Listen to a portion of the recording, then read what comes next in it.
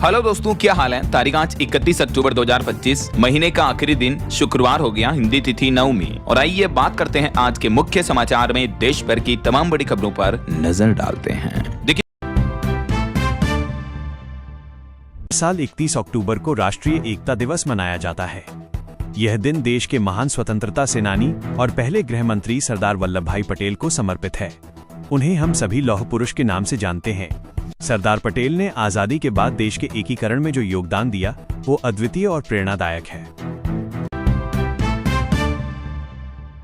विधानसभा चुनाव को लेकर एनडीए कल यानी शुक्रवार को मैनिफेस्टो जारी करेगा। इसमें सीता रसोई के माध्यम से 10 रुपए में भोजन कराने की व्यवस्था होगी। हर अनुमंडल में कला, वाणिज्य, कानून संकाय का कॉलेज खुलेगा। इसके साथ ही फ्री छात्रावास की सुविधा रहेगी। हर विधानसभा क्षेत्र में वेटरनरी एम्बुलेंस रहेगा और हर जिले में सुपर स्पेशलिटी अस्पताल। मरीजों को जेनेरिक दवाएं दी जाएंगी। नियोजित शिक्षक व कर्मचारी को समान काम के लिए समान वेतन दिया जाएगा। 5 वर्ष में 1 करोड़ लोगों को रोजगार मिलेगा। बिहार विधानसभा की 243 सीटों की जंग के बीच लगभग 1 दर्जन 12 सीटें ऐसी हैं जहां लड़ाई मैथ बीएफ एनडीए से नहीं बल्कि महागठबंधन के भीतर ही हो रही है। इसे मैथ बीएफ आरजेडी कांग्रेस की तरफ से फ्रेंडली फाइट नाम दिया गया है, लेकिन जमीन पर ये आपसी कलह, वोट बंटवारे और असमंजस का खेल बन गया है। इसका सीधा फायदा मैथ बीएफ एनडीए उम्मीदवारों को मिलता दिख रहा है। सच्चाई ये है कि इन 12 सीटों पर महागठबंधन के सहयोगी दल एक उम्मीदवार पर सहमत नहीं हो पाए।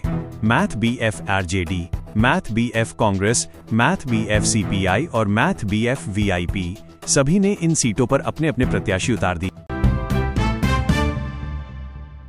भारत और अमेरिका ने शुक्रवार को एक नया 10 साल का रक्षा डिफेंस फ्रेमवर्क एग्रीमेंट समझौता किया है।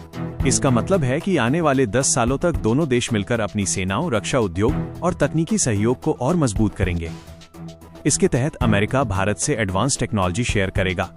ये समझौता 31 अक्टूबर को कुआलालंपुर, मलेशिया में हुआ, जहां दोनों देश आसियान रक्षा मंत्रियों की बैठक में शामिल थे। भारत के रक्षा मंत्री राजनाथ सिंह और अमेरिका के रक्षा सचिव पीट हेग्सेथ ने इस समझौते पर दस्तखत किए। अमेरिका ने कल ही भारत को ईरान के चाबहार बंदरगाह पर प्रतिबंधों से 6 महीने के लिए रियायत दी है, जबकि पहले उसने कहा था कि इस बंदरगाह को चलाने, पैसे देने या उससे जुड़े किसी काम में शामिल कंपनियों पर जुर्माना लगाएगा। ये पोर्ट 10 साल के लिए भारत के पास लीज पर है।